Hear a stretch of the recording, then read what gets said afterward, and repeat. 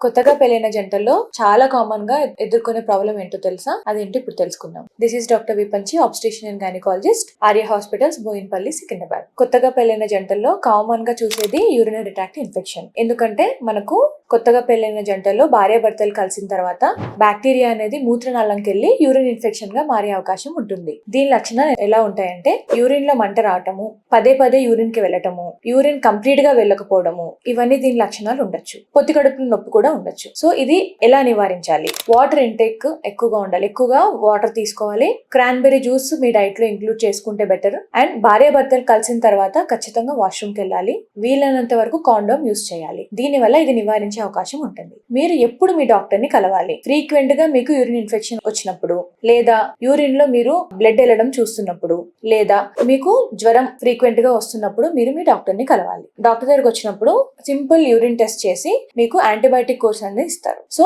ఇక్కడ ముఖ్యమైన విషయం ఏంటంటే భర్త భార్య ఇద్దరు ఇవాల్యుయేట్ చేసుకుంటే బెటర్. ఇద్దరిలో ఎవరికి ఇన్ఫెక్షన్ ఉన్నా ఒకరి నుంచి ఒకరికి పాకే అవకాశం ఉంటుంది. కాబట్టి ఇద్దరు ఇవాల్యుయేట్ చేసుకుని ట్రీట్మెంట్ చేసుకుంటే ఈ సమస్య నుంచి బయటపడొచ్చు. Thank you.